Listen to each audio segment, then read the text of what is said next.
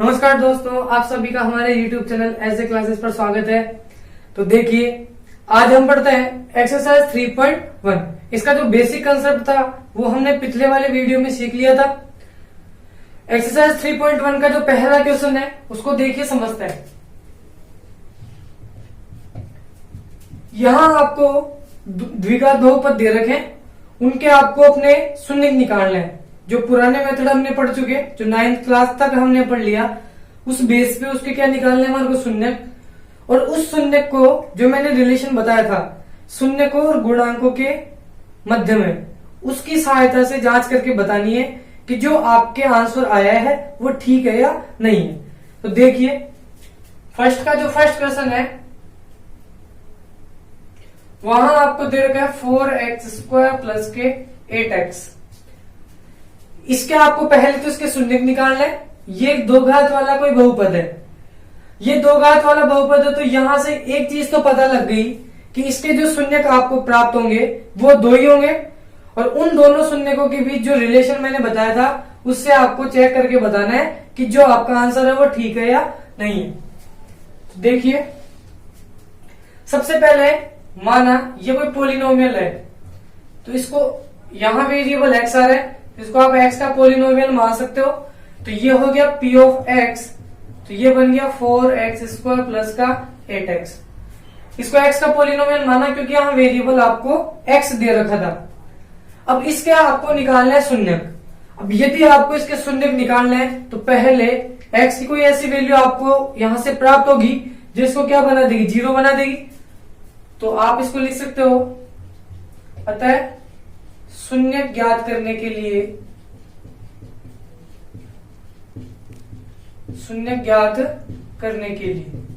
तो p of x, इस पूरे का जो मान है वो किसके बराबर आएगा, 0 के बराबर, क्योंकि x का कोई तो ऐसा मान होगा जो इसको क्या बनाएगा, 0 के बराबर। तो वो कौन से मान होंगे वो आप यहां से इसके टुकड़े करके प्राप्त करोगे। तो शून्य के लिए हमारे को इसको शून्य के बराबर रखना है, क्योंकि हमारे को इसको क्या निकालना है, इसका शून्य। तो 4x², px हमारा ये दे रखा है, इसकी जगह मैंने ये रख दिया, इक्वल्स टू आपके पास आ गया 0। अब दो घात वाले जो कोई बहुपद होता था तो उसके टुकड़े करने हमने 9 तक सीख लिए थे, लेकिन यहाँ पे अचर पद आपको नहीं दे रखा, तो इसके टुकड़े नहीं हो रहे, तो आप इसको इस तरीके से भी कर सकते हो। इसमें से और इसमें से यदि कुछ कॉमन आ रहा हो तो ले लो। यहाँ से 4 इसमें भी डिवाइड होता है, इसमें भी होता है। 4 इन दोनों से कॉमन आ गया, x की यहाँ 2 पावर है तो एक x भी यहां से कॉमन आ गया। इसका जब आप इसमें डिवाइड करते हो तो 4 से 4 कैंसिल, x से 2 पावर हट जाएगी तो केवल a की पावर बचेगी, फिर प्लस इससे x कट जाएगा, 4 का डिवाइड 8 में किया तो 2 इक्वल्स टू आपके पास आ गया 0। क्योंकि कॉमन लेने का मतलब होता है उन सभी टर्म्स में जो टर्म आपने कॉमन लिए उसका डिवाइड करना। अब देखो, यहाँ आपके पास दो फैक्टर बन चुके हैं, एक तो है x प्लस 2 और एक आपके पास दे रखा है 4x। तो इन दोनों का जो मल्टीप्लीकेशन है वो आपके पास आना चाहिए 0 के बराबर। तो ये 0 कब आ पाएगा, या तो ये बाहर वाली टर्म 0 के बराबर हो जाए या ये पूरा टर्म 0 के बराबर हो जाए। इन दोनों में से कोई तो एक 0 होगा, तभी तो ये 0 बन पाएगा, क्योंकि यहाँ बीच में जो साइन है वो मल्टीप्लाई का है। तो या तो ये जो 4x है वो 0 के बराबर होगा, या फिर जो x प्लस के 2 है वो भी 0 के बराबर हो सकता है। दो पॉसिबिलिटीज यहाँ बन चुकी है। तो यहां से आपको x की वैल्यू निकालनी है। तो x की वैल्यू कैसे निकलेगी, जो इसका कोफिशिएंट है, जो इससे गुणा हो रहा है, वो दूसरी तरफ जाके भाग में चला जाएगा। तो x की वैल्यू आपके पास आ गई 0/4 इक्वल्स टू आपके पास आ गया 0। 0 में किसी भी नंबर से भाग दिया जाता है तो उसका आंसर 0 ही आता है। दूसरा, x प्लस 2 इक्वल्स टू आ गया आपके पास 0। यहां से यदि आपको x की वैल्यू निकालनी है तो उसके साथ वाले टर्म्स को उधर भेज देते हैं बराबर के, ये प्लस वाला उधर जाएगा तो बराबर में माइनस का 2 आ जाएगा। तो x की देखिए आपको यहां से दो वैल्यू प्राप्त हो चुकी है, एक आ गया 0 और दूसरा आ गया माइनस के 2। अब हम देखते हैं कि क्या ये चीज सही है या नहीं है। तो पहले इनका मैं योग निकालता हूं। तो ये आपको दो ऐसे x की वैल्यू मिल गई, या चरों की ऐसे मान मिल गए जो इस इक्वेशन को, या सॉरी इस पॉलिनोमियल को आपको 0 बना देंगे। तो तो देखो यहाँ आप मान रख के भी देख सकते हो कि जीरो बना पा रहे हैं नहीं बना पा रहे। एक्स की वैल्यू यदि हमने जीरो रखी तो ये जीरो का स्क्वायर ये जीरो बन गया। Second term 8 into zero zero, दोनों का ऐड किया तो आपके पास आ गया जीरो। -2 भी रख के देख सकते हो, -2 का स्क्वायर हो गया माइनस का प्लस का 4 को 4 से मल्टीप्लाई किया तो प्लस का 16, 8 को -2 से मल्टीप्लाई किया तो यहां से आएगा माइनस का 16, प्लस का 16, माइनस का 16, दोनों कैंसिल हो गया, आपके पास यहां से भी आ गया जीरो। तो इसका मतलब ये एक्स के दो ऐसे शून्य प्राप्त हो गए जो उसको पोलिनोमियल को आप बना रहे हैं जीरो। अब मैं इससे आपने इसको सोल्व कर दिया। अब अपने ही तरीके से इसका योग निकाल के देखो। योग का मतलब होता है दोनों को जोड़ना है, तो जीरो और -2 को यदि मैंने ऐड किया तो आपके पास इनका योग आ रहा है -2। अब इनका मैं गुणा करता हूं, तो इनका गुणा करने पर आएगा जीरो को यदि आप -2 से गुणा करते हो तो आपके पास आंसर आता है जीरो, क्योंकि जीरो को किसी भी नंबर से मल्टीप्लाई करने पर हमेशा जीरो आता है। अब ये तो हमने जो अपने आंसर आए हैं उनसे सोल्व किया है। अब जो मैंने शून्यकों के योग में वो गुणा के बीच में जो आपको संबंध बताया था उसकी सहायता से हम चेक करते हैं कि जो हमारे पास आंसर आया है वो ठीक है या नहीं है। तो देखो, योग और गुणांकों के बीच, शून्यकों के योग व गुणांकों के बीच हमने संबंध पढ़ा था, तो वो क्या था देखिए, यदि कोई द्विघात बहुपद आपको दे दे इस फॉर्म में ax² प्लस bx प्लस के c, तो इसके लिए आपके जो शून्य निकल के आते हैं उनका योग होता है। इसके दो शून्य का हमने अल्फा और बीटा माने थे, तो यहां से अल्फा प्लस बीटा इसको बोल सकते हो। इनका योग का फॉर्मूला होता है माइनस ऑफ एक्स का कोफिशिएंट या एक्स का गुणांक अपॉन x² का गुणांक,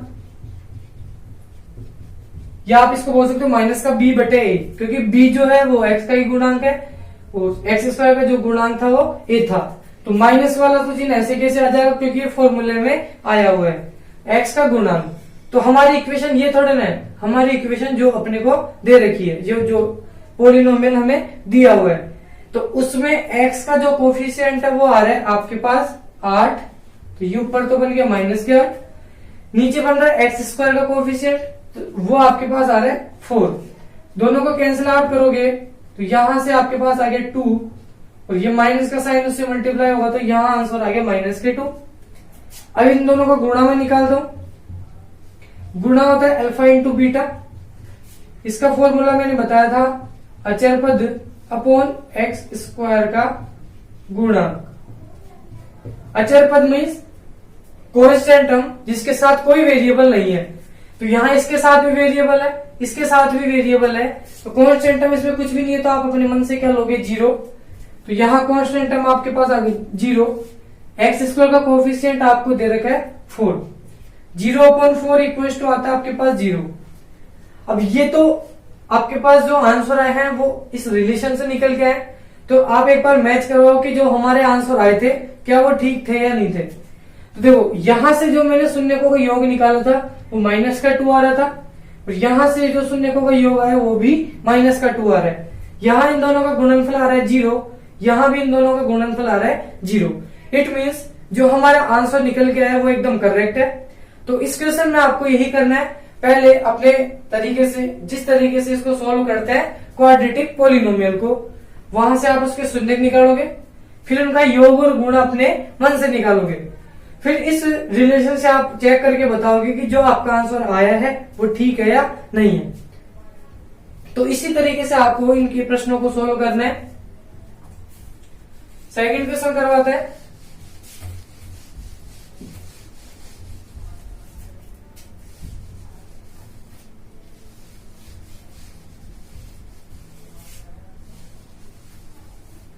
देखिए, एक्सरसाइज फर्स्ट है उसका सेकंड क्वेश्चन। यहां आपको दे रखा है 4x² माइनस के 4x प्लस का 1। ये एक पोलिनोमियल है, तो इसको मैं मान सकता हूं p ऑफ x। अब इसके आपको शून्य निकालना है, तो शून्यकों के लिए हमारे को ये जो पूरा पोलिनोमियल है उसको 0 के बराबर रखना होगा। तो शून्यकों के लिए P ऑफ x वो हमारे पास आएगा 0 के बराबर। तो 4x स्क्वायर माइनस के 4x प्लस का 1 इक्वल्स टू 0। अब इक्वल्स टू 0 क्यों किया? क्योंकि हमारे को इसके शून्यक निकालना है। अब देखिए, जब भी कोई दो घात वाला बहुपद आपको दे दे, अब यहाँ पे इक्वेशन किसको बोल सकते हो? क्योंकि अब दो पद आपके पास बन चुके हैं, एक LHS बन रहा है और एक RHS बन रहा है। तो इक्वेशन किसको बोलते हैं?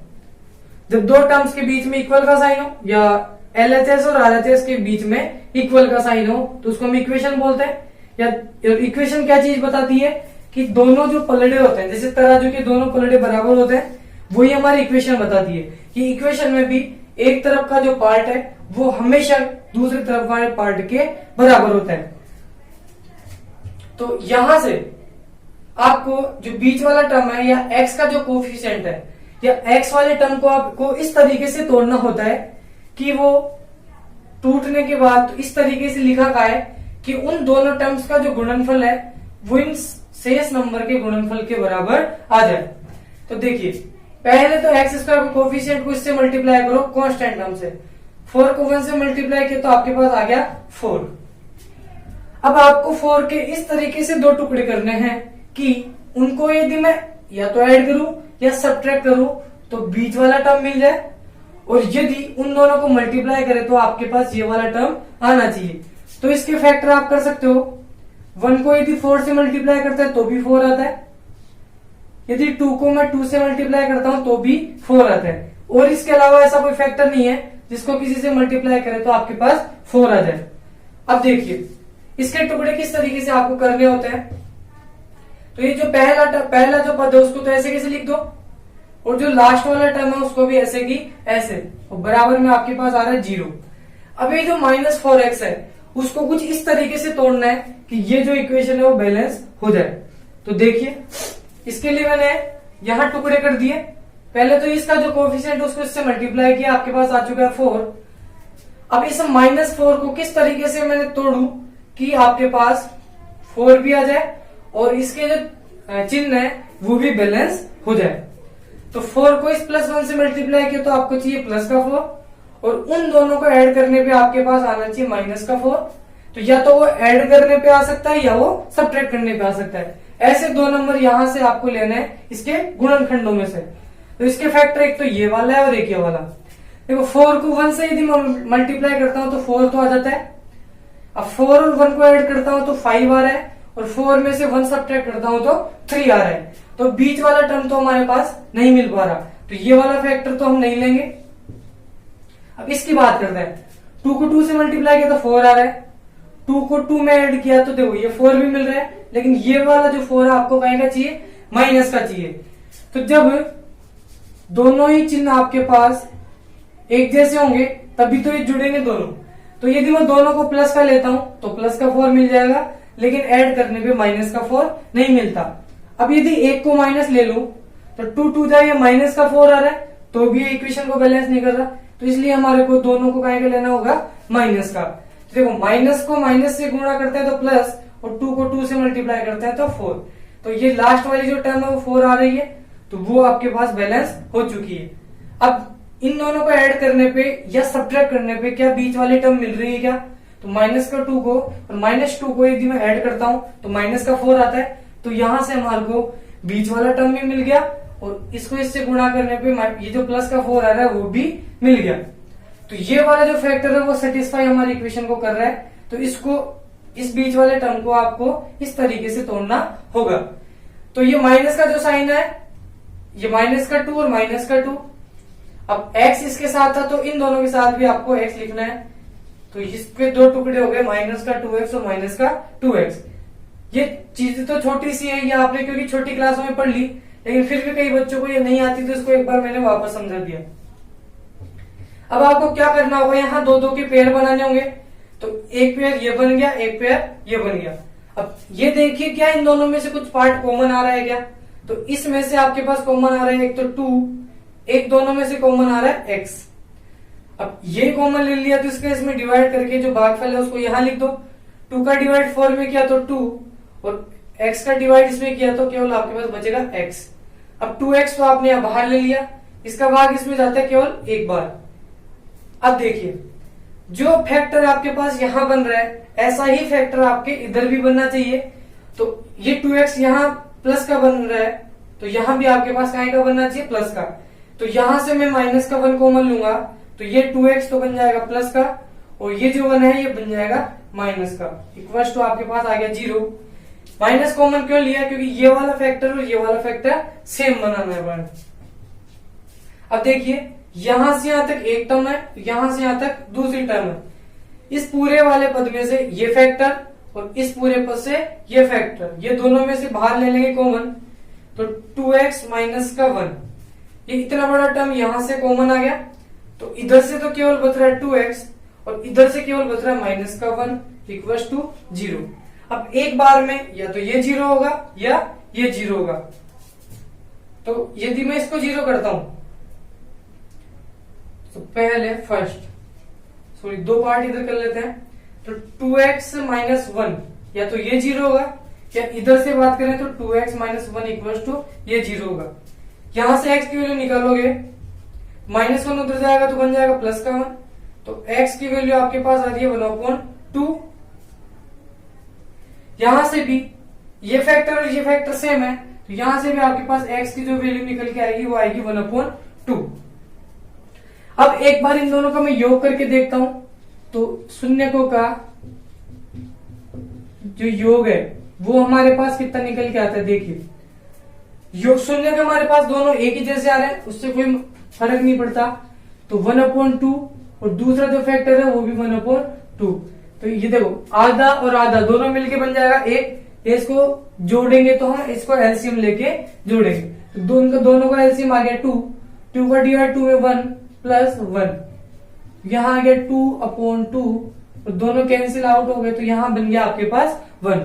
तो शून्यकों का जो योग आ रहा है वो तो आपके पास आ रहा है 1, और शून्यकों का जो गुणा है वो देखिए, तो 1/2 को मल्टीप्लाई करना है 1/2 से, दोनों मल्टीप्लाई हो गया 1/4। न्यूमरेटर से मल्टीप्लाई होता है और डिनोमिनेटर से। अब ये तो हमारे क्वेश्चन को सोल्व करने के बाद जो हमारे शून्य का है उनका योग और गुणा करने से आंसर आ गया। अब हम इसकी जांच करते हैं कि जो हमारा आंसर आया है वो ठीक है या नहीं है। तो शून्यकों के योग के और गुणांकों के बीच में जो संबंध है वो ये होता है कि उनका जो योग है वो होता है अल्फा प्लस बीटा। तो माइनस ऑफ एक्स का गुणांक, एक्स का जो कोफिशिएंट है यहां से देखिए वो आ रहा है -4। तो ये देखो, ये तो फॉर्मूले वाला माइनस है और एक्स का कोफिशिएंट आपके पास दे रखा है -4, क्योंकि जनरल जो इक्वेशन होती है उसमें साइन प्लस का आता है। तो यहाँ जो कोफिशिएंट होगा पूरा आपको -4 लेना होगा अपॉन एक्स स्क्वायर का जो कोफिशिएंट है देखिए वो आ रहा है 4। माइनस माइनस दोनों मिलके बन गए प्लस, और नीचे भी आपके पास आ रहा है 4 का डिवाइड 4 में हो गया 1 टाइम। अब गुणा की बात करते हैं। गुणा आता है कांस्टेंट टर्म, अचर पद आपके पास यहाँ आ रहा है 1 अपॉन एक्स स्क्वायर का कोफिशिएंट आपके पास आ रहा है 4। तो यहां से देखिए गुणा इनका 1/4 आ रहा है और हमारे तरीके से भी 1/4 ही आ रहा था। इनका योग जो आ रहा है वो 1 आ रहा है, यहां से भी उनका योग दोनों का 1 ही आ रहा था। तो इस तरीके से आप अपने क्वेश्चंस को सोल्व कर सकते हो। Question number 3, 6x² minus x minus का 2 इक्वल्स टू आपको दे रखा है एक पोलिनोमियल है कोई x।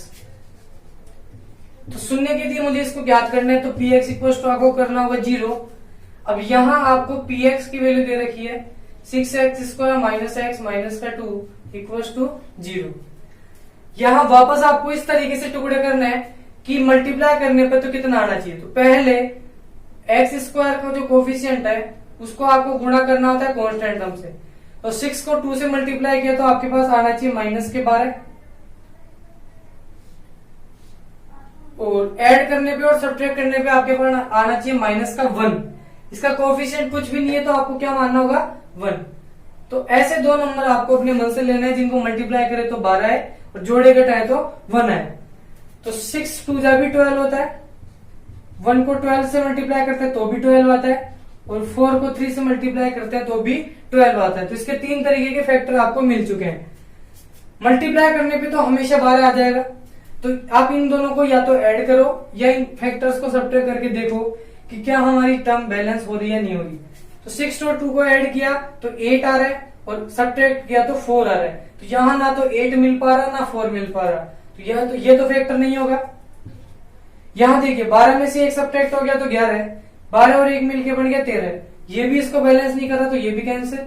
तीसरा फैक्टर 4 को 3 से 4 में 3 ऐड हुआ तो 7 आ रहा है, तो यहाँ 7 नहीं मिल रहा, लेकिन 4 में से यदि 3 को सब्ट्रैक्ट आप कर दोगे तो यहाँ माइनस का 1 मिल जाएगा। तो ये वाला फैक्टर हमारी इक्वेशन को बैलेंस कर रहा है। तो हम इन दोनों को नहीं लेके यहाँ केवल इसके टुकड़े लेंगे, 12 के जो टुकड़े लेंगे हम केवल लेंगे 4 मल्टीप्लाई 3। लेकिन इसमें भी अब ये है कि चिन्ह इनमें कौन सा प्लस का होगा कौन सा माइनस का होगा, तो वो हम इस इक्वेशन को देखते हुए लगाते हैं। तो 6x², ये 2 इधर माइनस का आ गया इक्वल टू 0। अब इस x को कुछ इस तरीके से तोड़ना है, तो वो तोड़ने वाला तरीका इधर आप बता दिया मैंने। तो देखो मल्टीप्लाई करने पे 6 को -2 से मल्टीप्लाई किया तो माइनस के 12, तो इन दोनों को यदि मैं मल्टीप्लाई करूं तो हमारे पास आना चाहिए -12। तो दो नंबर को मल्टीप्लाई करने पे माइनस तभी आता है जब उन दोनों में से कोई एक नंबर माइनस का हो। तो मैं यदि 3 को माइनस का ले लेता हूं तो -12 मिल जाएगा, और 4 में से 3 सब्ट्रैक्ट हो गया तो 1 मिल जाएगा, लेकिन 1 आपको यहाँ चाहिए माइनस का x, तो इसलिए यहां से तो x प्लस का मिलेगा, तो आपको 4 को काय का लेना पड़ेगा माइनस का। तो माइनस का 4, 3 से माइनस का 12, और इन दोनों को ऐड करते हैं तो माइनस का x आपको मिल जाता है। तो इस x को आप इस तरीके से तोड़ के लिखोगे, माइनस का 4 इसके साथ भी x आ जाएगा, प्लस 3 के साथ भी x आ जाएगा। अब देखिए माइनस के 4 और प्लस के 3x दोनों को ऐड किया तो माइनस का x मिल रहा है। अब यहां से आपको बनाने होंगे 2 के पेयर, इसमें से और इसमें से कॉमन आ रहा है 2 और x, इसका डिवाइड इसमें किया तो यहां से मिल गया 3x, माइनस इसका डिवाइड इसमें किया तो यहां से मिल गया 2। ये फैक्टर 3x - 2 है, और यहां से 3x - 2 आपको पहले से ही दिख रहा है। तो इसमें से क्या कॉमन ले, ताकि ऐसे कैसे बन जाए, तो मुझे क्या कॉमन लेना होगा 1, क्योंकि 1 कॉमन लेने से इसमें कोई फर्क नहीं पड़ेगा। तो ये 3x - 2 आपके पास आ गया ऐसे कैसे। इस पूरे फैक्टर से इस पूरे फैक्टर से मैंने कॉमन ले लिया 3x - 2, तो यहां आपको बच गया 2x, और यहां से बच गया प्लस के 1। अब एक बार में इसको 0 करना होगा और एक बार इसको 0 करना होगा, तब जाके ये 0 बनेगा। तो 3x - 2 भी 0 के बराबर हो सकता है, और 2x प्लस के 1 ये भी आपके पास 0 के बराबर हो सकता है। यहां से x की वैल्यू निकालोगे तो इसको उधर ले जाओ, ये बन गया प्लस का 2, x की वैल्यू आ गई 2/3, ये गुणा वाला इधर आके भाग में चला गया। यहां से 2x प्लस का 1 इक्वल टू आपके पास आ गया 0, सॉरी ये 1 को आप उधर ले जाओ तो ये बन गया माइनस का 1, x की वैल्यू आपको निकालनी है तो 2 से इसमें डिवाइड हो गया तो ये बन गया माइनस का 1/2। अब मैं यहां इन दोनों का योग करता हूं तो 2/3 प्लस माइनस के 1/2, देखिए इन दोनों का योग किया, पहले दोनों का एलसीएम लिया तो ये बन गया 6, 3 का डिवाइड किया 6 में 2 टाइम्स, 2 को 2 से मल्टीप्लाई किया तो यहां आ गया 4, प्लस 2 का डिवाइड 6 में किया तो 3 टाइम्स, 3 को 1 से मल्टीप्लाई किया तो ये बन गया माइनस का 3, प्लस और माइनस मिलके ये बनता है माइनस, और 4 में से 3 सब्ट्रैक्ट हुआ तो ये बन गया 1/6। अब इन दोनों को मल्टीप्लाई करते हैं तो 2/3 ये मल्टीप्लाई होगा माइनस के 1/2 से, 2 से तो 2 कैंसिल हो गया, तो यहां ऊपर बन गया माइनस का 1 और नीचे आपके पास आ रहा है प्लस के 3। अब देखिए इनके बीच यदि मुझे संबंध निकालना हो तो योग का सूत्र क्या हो गया, -x का गुणन हमने हमारे तरीके से तो निकाल दिया। अब इस फॉर्मूले से भी देखोगे कि हमारा आंसर ठीक है या नहीं है। तो माइनस x का जो कोफिशिएंट है यहां से दिख रहा है माइनस का 1, देखिए यहाँ माइनस का चिन्ह आपको लेना होगा, x का कोफिशिएंट कुछ भी नहीं है तो 1 लेना होगा, तो माइनस x का कोफिशिएंट हो गया माइनस का 1, और x² का जो कोफिशिएंट है वो आपके पास आ रहा है 6, माइनस माइनस दोनों मिलके बन गया 1, और यहां नीचे आ गया आपके पास 6। अब गुणा की बात करें तो ये होता है अचर पद अपॉन x² का गुणा, अचर पद कांस्टेंट टर्म आपके पास यहां से आ रहा है माइनस का 2 अपॉन x² का कोफिशिएंट आ रहा है 6। इन दोनों को काटते हैं, 2 1 जा 2, 2 3 जा 6, ऊपर आ रहा है माइनस का 1 और नीचे आपके पास आ गया 3। तो इस तरीके से आप इस क्वेश्चन को सोल्व कर सकते हो। अब क्वेश्चन नंबर फर्स्ट का हम फोर्थ को सोल्व करते हैं। यहां आपको दे रखा है एक्स स्क्वायर माइनस के 15 और इक्वल्स टू आपको दे रखा है 0, सॉरी इक्वल्स टू नहीं दे रखा कुछ भी। तो इसको हम मान लिए ये कोई पोलिनोमियल है एक्स का। अब इसको सोल्व करके आपको एक्स की वैल्यू निकालनी है। तो देखिए शून्य की थी, मुझे इसको निकालना है, तो पी एक्स को आपको करना होगा 0 के बराबर। पी एक्स आपका दे रखा है एक्स स्क्वायर माइनस के 15, तो यह आपके पास होना चाहिए 0 के बराबर। यह एक्स की पावर 2 है, तो यहाँ एक्स की दो वैल्यू निकलेगी, एक प्लस में और एक माइनस में। क्यों? क्योंकि यहाँ पे आपके पास एक्स वाली टर्म नहीं है। तो यहां से आप इसको दो तरीके से सॉल्व कर सकते हो। या तो ये ए स्क्वायर बन रहा है, तो इस 15 को भी आप कुछ बी स्क्वायर की फॉर्म में बना दो, तो यहाँ ए स्क्वायर माइनस बी स्क्वायर वाली आइडेंटिटी लग जाएगी। या फिर आप इसको इस तरीके से भी सोल्व कर सकते हो, एक्स स्क्वायर माइनस 15 यदि उधर जाता है तो ये बन गया प्लस के 15। या एक्स की यदि यहां से वैल्यू निकालोगे तो एक्स की पावर यहां से सबको पता है कि 2 आ रही है। अब पावर यदि 2 है तो इसके आंसर भी हमारे पास 2 ही आने चाहिए। तो हमेशा एक चीज ध्यान रखना, जब स्क्वायर से इधर किसी इस पावर को इधर भेज देते हैं तो पावर अपोजिट हो जाती है। यहाँ 2 है तो इधर आके 1/2 हो जाएगी। तो यहाँ जो पावर है वो रूट में बदल जाती है, 1/2 मीन्स रूट। अब स्क्वायर यदि उधर गया है तो यहाँ आपके पास हमेशा दो वैल्यू आती है, एक प्लस की आती है और एक माइनस की आती है। तो x की जो यहां से दो वैल्यू प्राप्त हो गई वो ये है, एक तो x इक्वल टू प्लस के रूट 15, एक आ गया x इक्वल टू माइनस के रूट 15। तो यहां से आप लिख सकते हो, अतः x की जो वैल्यू है एक तो रूट 15 है और एक माइनस का रूट 15। अब इन दोनों का एक बार योग करके देखना है और एक बार इन दोनों का गुणनफल करके देखना है। अब इसको यहां से आप दूसरे तरीके से भी सोल्व कर सकते थे, वो देखिए इधर करवा देता हूं। सेकंड मेथड, एक्स स्क्वायर, इस 15 को आप लिख सकते हो रूट में 15 का स्क्वायर इक्वल टू 0। यहां आइडेंटिटी बन रही है ए स्क्वायर माइनस बी स्क्वायर, तो ये होता है ए प्लस बी और ए होता है ए माइनस का बी इक्वल टू 0। अब ये वही दो फैक्टर बन गए जैसे पहले बन रहे थे। तो एक बार में या तो ये रूट 15 0 के बराबर करोगे तो इसका आंसर आएगा माइनस रूट 15, इसको 0 के बराबर करोगे तो यहां से आएगा प्लस का रूट 15। तो इस तरीके से भी आप अपने क्वेश्चन को सोल्व कर सकते हो। अब देखिए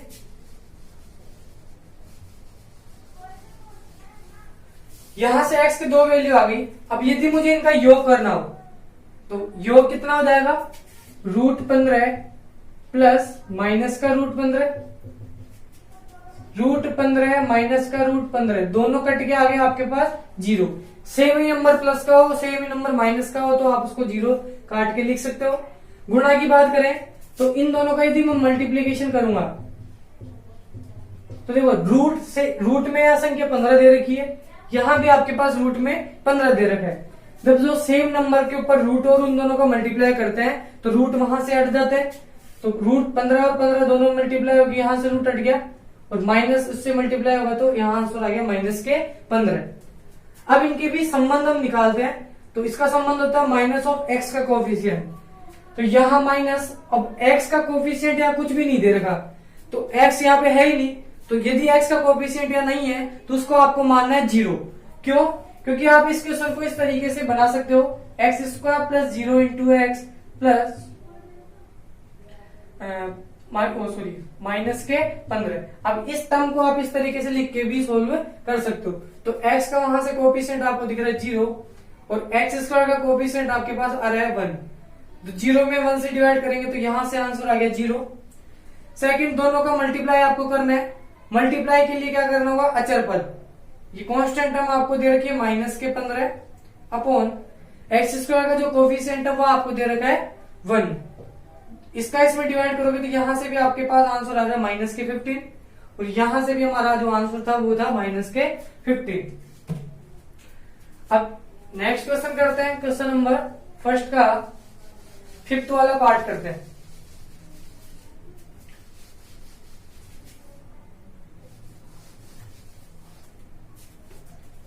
यहां आपको बता रखा है x square minus √3 plus 1 into x plus का √3। देखो ये आपको क्वेश्चन दे रखा है, कोई भी क्वाड्रेटिक पोलिनोमियल दे रखा है तो मैंने बताया था इसको पहले मान लो आप पी एक्स के इक्वल। मान लिया ये कोई पोलिनोमियल है जो एक्स के फॉर्म में दे रखा है, या एक्स वेरिएबल का एक पोलिनोमियल है। अब यदि मुझे इसका पोलिनोमियल निकालना है, सॉरी इसके शून्यक निकालना है, तो मुझे इस पोलिनोमियल को करना होगा 0 के बराबर। तो पोलिनोमियल आपको दे रखा है x square minus √3 plus 1 into x plus का √3 इक्वल्स टू आ गया 0। इक्वल 0 इसलिए करते हैं क्योंकि इसके शून्य की यदि आप ज्ञात करोगे तो इस पोलिनोमियल को 0 के बराबर रख के ही उसकी वैल्यू आप निकाल सकते हो। अब देखिए आपको ऐसे दो नंबर लेने हैं जिनको ऐड या सब्ट्रैक्ट करें तो √3 प्लस 1 बच जाए, और यदि मल्टीप्लाई करें तो आपके पास आना चाहिए √3। √3 को यदि 1 से मल्टीप्लाई करते हैं तो √3 आ जाता है, और √3 में यदि 1 जोड़ते हो तो √3 प्लस 1 ही आता है। तो आप इसको या तो ऐसा सोच लो, या आपको टुकड़े यहां इसने करके दे रखे हैं, आप यदि इसको मल्टीप्लाई कर दोगे तो यहाँ पे 4 टर्म्स बन जाएगी। तो एक्स स्क्वायर इस माइनस को यदि अंदर मल्टीप्लाई करता हूं तो माइनस का √3 बन गया, और x भी अंदर मल्टीप्लाई होता है तो माइनस के √3x, माइनस इस 1 से मल्टीप्लाई हुआ तो माइनस के 1, और x मल्टीप्लाई हुआ तो माइनस का x प्लस का √3 इक्वल्स टू 0। एक इन दोनों का पेयर बन जाएगा और एक इन दोनों का। इन दोनों में से मैंने कॉमन ले लिया x, तो यहां से आपके पास बन रहा है एक x की एक पावर बच गई, और यहां से √3। ये जो फैक्टर है वो इसके सेम बनाना है हमारे को, तो इसलिए यहां से भी आपको क्या कॉमन लेना होगा, माइनस के 1।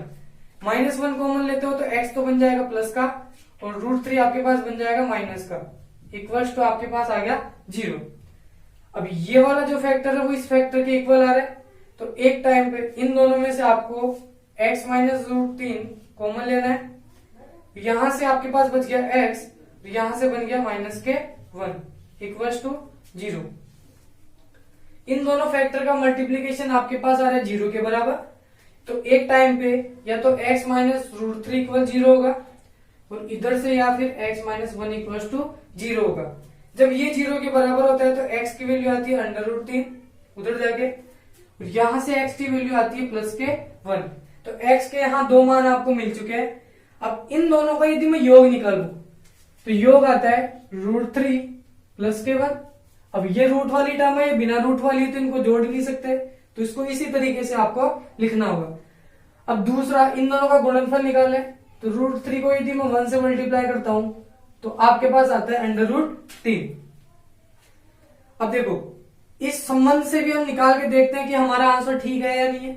तो माइनस ऑफ x का गुणांक, तो x का जो गुणांक है वो आ रहा है माइनस ब्रैकेट √3 प्लस 1, तो माइनस √3 प्लस 1 इसका कोफिशिएंट आ रहा है अपॉन एक्स स्क्वायर का जो कोफिशिएंट है वो है 1। तो ये माइनस इस वाले माइनस से जब मल्टीप्लाई होगा तो ये प्लस बन जाएगा, तो ऊपर आपके पास केवल बचेगा माइनस वो प्लस के √3 प्लस के 1 अपॉन 1 से इसमें कोई फर्क नहीं पड़ रहा, तो इसको इसी तरीके से लिखोगे। फिर है अचर पद, अचर पद आपके पास यहां से मिल रहा है √3, और एक्स स्क्वायर का जो कोफिशिएंट है वहां से आ रहा है 1, इसका इसमें भाग दोगे तो यहां से मिलेगा आपको √3। तो इस तरीके से आप कोई भी आपको बहुपद दे और उसके शून्य निकालने हो और उसमें संबंध बताना हो, तो पहले आप उसके शून्य अपने मन से निकालोगे या गुणनखंड विधि से, फिर उसका अपने मन से योग करना है, फिर उसका गुणा भी करना है। अब उसके संबंध के जो सूत्र आपको बता रखे हैं उससे आप अपने क्वेश्चन की जांच कर सकते हैं। तो गाइस यदि आपको हमारा वीडियो अच्छा लगे तो लाइक कीजिए, शेयर कीजिए और हमारे चैनल पर बने रहिए।